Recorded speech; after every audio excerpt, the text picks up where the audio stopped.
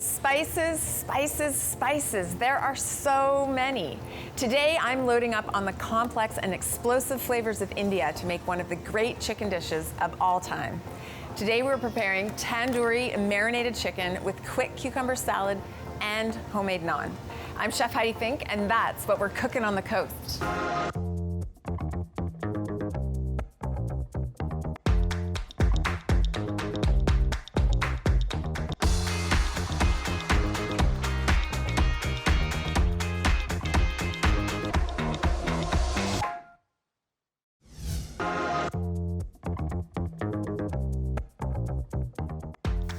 Welcome. I have an inspiring dish for us today.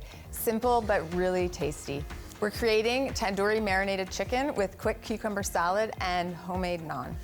Let's get right to it. So I have both breasts and thighs here because sometimes people prefer thighs, sometimes they prefer breasts. It depends on everybody's individual taste. So I just want to show you how to use both types of chicken for this particular recipe and also how to prepare it. So I always like to use a plastic cutting board when I'm cutting chicken. I'm gonna start with the breasts. So I've got a whole pile of breasts right here. So I always wanna just trim any excess sort of bits off that you don't really need. If you look at the chicken right here, you can see that it has divided into two sections. So this one on this side here is called the false tender. So it's like the same type of chicken that you would use to make, chicken fingers and that kind of thing. But it's called the false tender because normally there's like another piece of chicken there. Now this piece, cut this almost like what I would call a bagel cut or a cutlet cut. Cut it in half so that you end up with two pieces of about the same thickness, so they cook at about the same time. And then this one, because it's a little bit bigger and we're gonna be roasting this in the oven or grilling it, I just kind of cut it on a diagonal like this. You end up with 4 pieces that are about the same size. Now for the thigh, what you would want to do for this particular recipe, I have bone in and skin on thigh. There isn't really much prep to do for this, except what I like to do is take a bamboo skewer like this, and then we're just gonna poke it all over. So this helps the skin get crispy because it helps the fat get released from the skin, and it also helps the marinade penetrate through the meat. And then the other thing you want to always do is you can use your skewer to help you with this. Is you want to just lift the skin. You're not going to take the skin off. You're just creating a space between the skin and the meat so that when you add the marinade can actually penetrate to the meat. So we're going to lift that up. I'm gonna put that in a bowl. Well, I've finished cutting my chicken. I've washed my hands, I've cleaned my cutting board. Now I wanna make the marinade. I need to grab a few things from the fridge. I'm gonna get some yogurt, some onion, some ginger, and some jalapeno. Quite a few of these things I've already prepped. So this is how I like to keep my cilantro, just by the way, because it stays fresh for a really long time, in a jar of water. So for this marinade, the base of the marinade is yogurt. So the main spice that we need for this particular dish is garam masala. So we need a teaspoon of garam masala. And this is really the backbone of a lot of tandoor marinades and cooking from the north of India. Then we need a teaspoon of turmeric. So turmeric is what often makes Indian food yellow. It's really, really powerful antioxidant and really good for you. We need a teaspoon of ground cumin. And we also need a teaspoon of paprika. Then we need a couple tablespoons of chopped ginger. We need a jalapeno or serrano chili chopped. If you want it to be really spicy, you can do 2 or 3 chilies and you can leave the seeds in, but I took the seeds out because I'm kind of a spice wimp. Then we need half an onion chopped up and some garlic. And then the final thing before we add our yogurt and lemon juice is a little bit of cilantro stem. Cilantro stems have a lot of flavor. And so I like to include them in places where they're gonna get ground up. So some cilantro stems. It's okay if a few leaves get in there. Oh, I almost forgot the salt. So 1.5 teaspoons approximately of salt. I've got some really nice Vancouver Island sea salt here. And then we're gonna do yogurt. You wanna make sure that you're using plain yogurt. So any plain yogurt, you can use Greek yogurt, you can use Balkan style, whatever you prefer. So a cup of yogurt. And lastly, we need a couple of tablespoons of lemon juice. So I'll just throw that down there for a second. Okay. So you're gonna need about the juice of 2 lemons. It's about 3 or 4 tablespoons. Ooh. And then we are going to grind this up. Now, hopefully, this isn't too big for this grinder.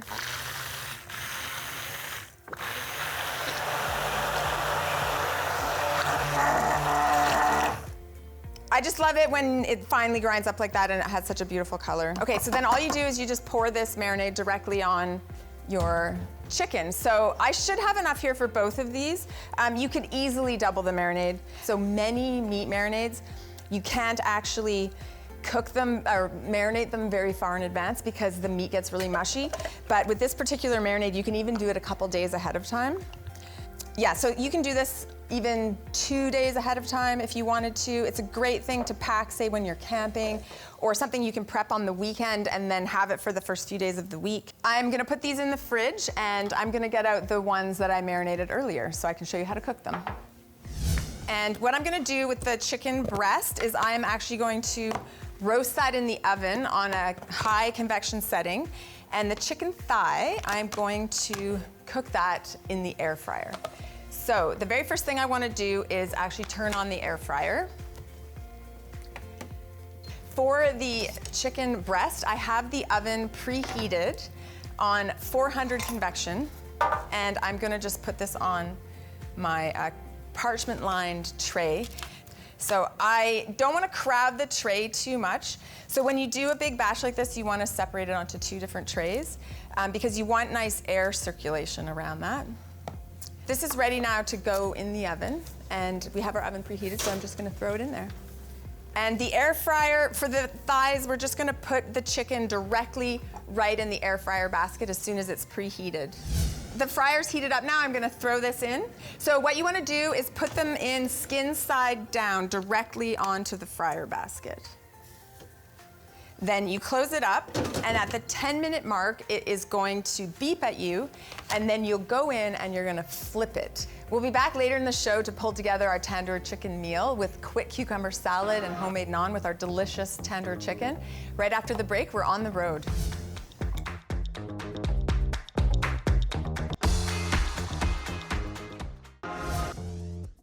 Cookin' on the Road is brought to you by Country Grocer, your local store where you'll feel like family.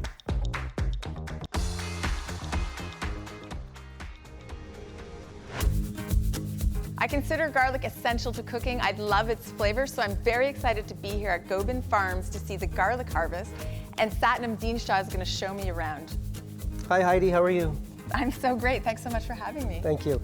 Well, come on over. Let's go walk out to the garlic field. I'm so excited.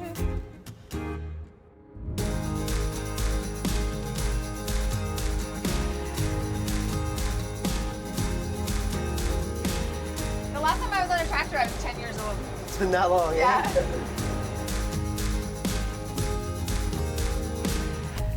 Well, that was super fun. Watch your step. I didn't wear appropriate footwear. This is what we're gonna harvest. This is not quite the finished product yet. It still Okay. needs to cure. Okay. We've just finished the lifting, so the bulbs are easy to lift out of the soil because the ground is compact. Right now it's still moist, the garlic, still green. Like I said, it needs 7 to 10 days to cure, so everything's gonna be peeled back. First, normally we start by trimming the roots off. Normally we use pruners, but just have a little box blade on here. And you do this after curing? After curing, Okay. once it's dry, so that's the bulb. You can see you got that nice purple hue to the garlic. And that's where the name Russian red comes Russian from? red, yes. Okay. And then we usually leave a couple inches of stalk when it goes to Oh, market. it even smells like garlic when you cut the stalk. Here we This are. is amazing. Look how big that is. That's beautiful. Wow. So how many acres of garlic do you grow? We've got 6 acres of garlic here is what we have. 6 acres. Wow. It's a lot of hand seeding, hand harvesting, hand cleaning. So all these cloves will be split apart. You get between 6 to 9 cloves in a bulb. Right. And then they will be hand seeded into these plastic mulch beds. I heard that you're the largest garlic grower in Vancouver Island? On Vancouver Island, and I've heard probably on the lower mainland too. Wow, I've never seen garlic grown on a scale like this before. Yes, most people just have a couple rows of garlic, but we supply a lot of grocery stores.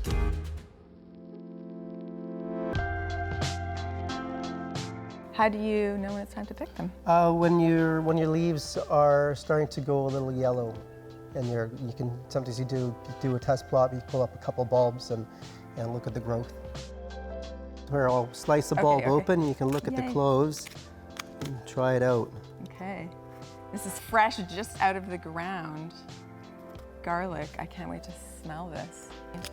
Oh wow! Look at the size of that. Is a singular Look at the size of that clove. Oh, wow! I'm gonna smell that. Oh my goodness. Beautiful. That is amazing. My mouth is actually watering just smelling the intensity of this. You can see the size of the cloves too. Yeah, look at how big that is. Oh wow. This is like 3 cloves of garlic, boom, done. Yeah, from the other stuff you would buy from overseas. Yeah. Which doesn't pack the punch or have the flavor or the antioxidants and health benefits for circulation and for heart disease. Right. I think all this would be enhanced by having a local fresh garlic, Of right? course. Like the health benefits, the flavor. Oh my goodness. That's amazing. I cannot wait to cook with this. Thank you so much. You're welcome, Heidi.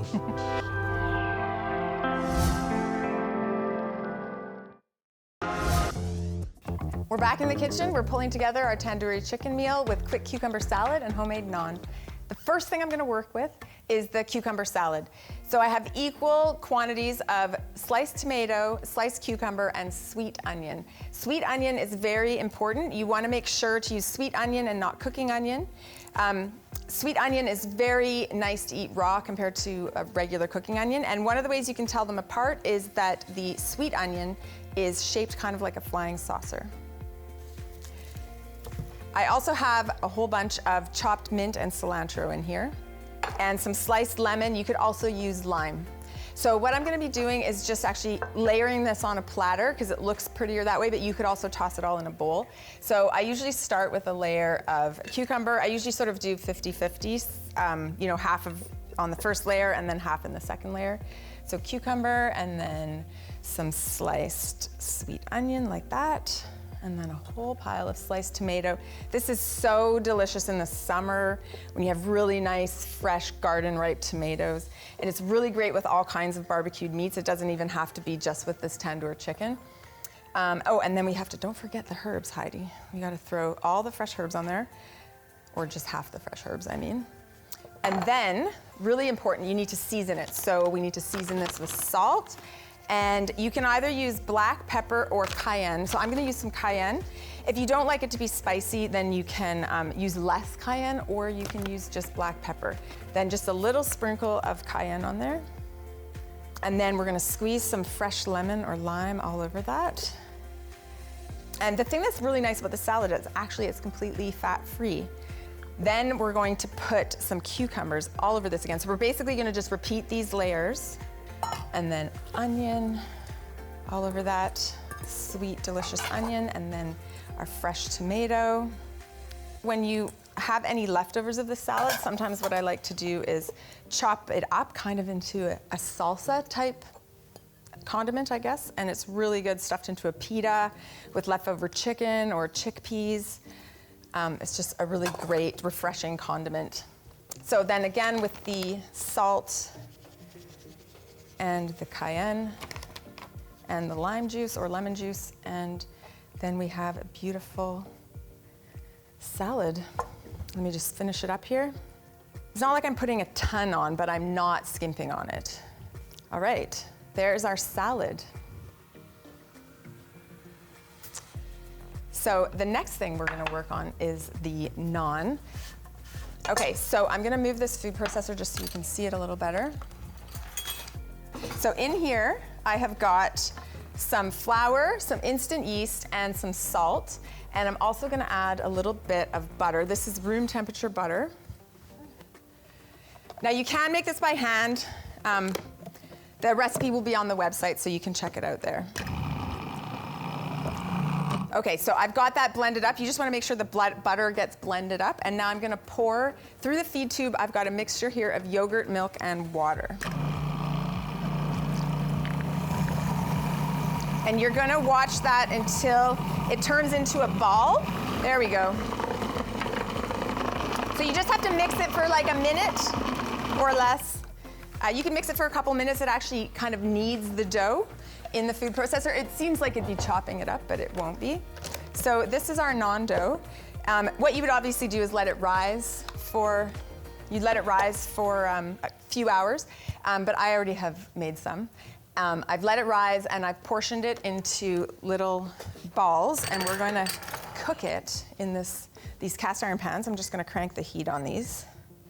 You want them to be really hot. So a tandoor oven is a clay chimney that's built on the ground, and it has a fire that's built inside of it, and it heats up the bottom of the oven and heats up the sides of this clay oven. And so what you do is you take your naan bread, you roll it out, and then you slap it on the inside of this really hot chimney, so it gets like really hot on the back side and also fire on the front side. It's kind of hard to replicate that in a home kitchen, but I find that cast iron pans work quite well for that. So I'm just gonna go to the oven. The bottom oven here has a proof setting, which is a setting to let dough rise. So I'm just gonna grab my dough. So I have let this dough rise for a few hours. So now what we're gonna do is we're gonna stretch these out. You can roll them with a rolling pin, or you can stretch them out. We're just gonna throw that directly on the hot pan.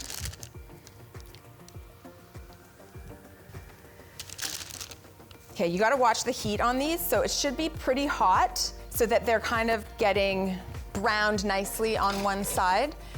They'll take about 2 to 3 minutes to cook, and then you'll flip them and they take another minute on the other side. So this is getting almost ready. Ooh, look at that, you guys. Look at that. This is one of my favorite recipes. So good. So easy and so good. And it seems like you're at a restaurant, but you're just at your house. This one wasn't quite ready. Premature flip, everybody, premature flip. And then I'm just gonna swap this tray out for my tandoor chicken. So this is the chicken breast that I broiled over very high heat. And I'm gonna just use this little herb bowl here to grab my chicken out of the air fryer.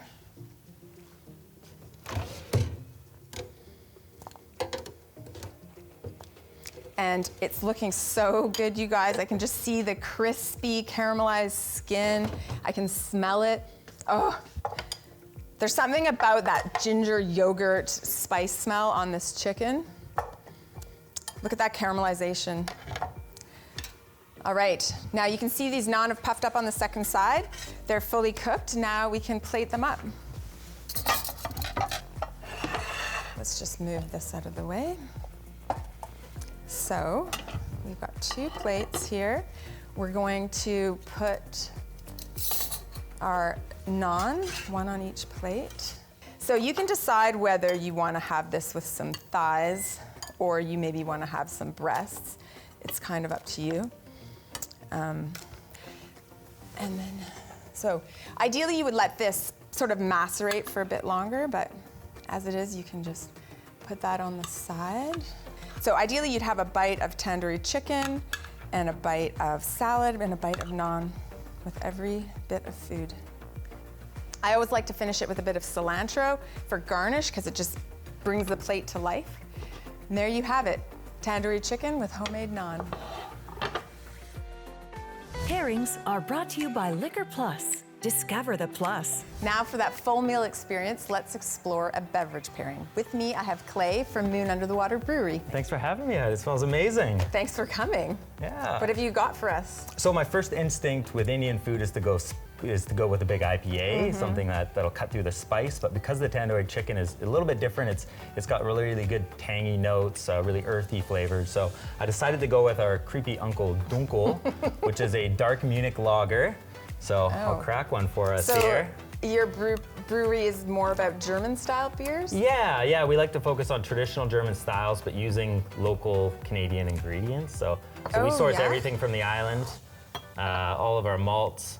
So we kind of do our own spin, whereas Germans tend to really be about the ingredients out there. So do you get all your grain, hops, and everything from Vancouver Island? Or yeah, as much as we can. About Yeah? 98% of our barley is now grown on the island. That's amazing. Are you the only brewery that does that? Yeah, we, as far as we know, yeah, we're pretty small, so we can handle it. So, yeah, so cheers. Cheers.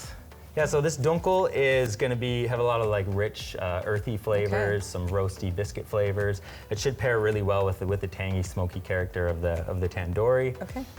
So when I'm doing a beer pairing, usually I'm going to do a compare or a contrast. Okay. So we could have contrasted this with a sort of sharp, hoppy pilsner. But your cucumber salad already is going to do that job for us. Right, because it has so much citrus in it. It's Absolutely, really acidic. yeah. So we're going to try to match these flavors, and this should go really well with that juicy chicken there. Thank you. Oh, that's actually really good. Yeah, so beer's really good pairing with food because of the carbonation. It can kind of wash over your palate. And then you get a little bit of lingering bitterness, but this is really a hop-forward beer. Yeah, so. no, but it's kind of caramelly tasting too. It's really good, like roasty. I really like it. Yeah, lots of roasty characters. That comes from the malting process, so heating it up at high temperatures. All right, do you want to have a taste? Yeah, let's do it. Awesome. There's your cutlery right there. Yeah. We're gonna have some nice tandoori chicken. I'm gonna have a little bit of cucumber with mine, if I can get it on my fork.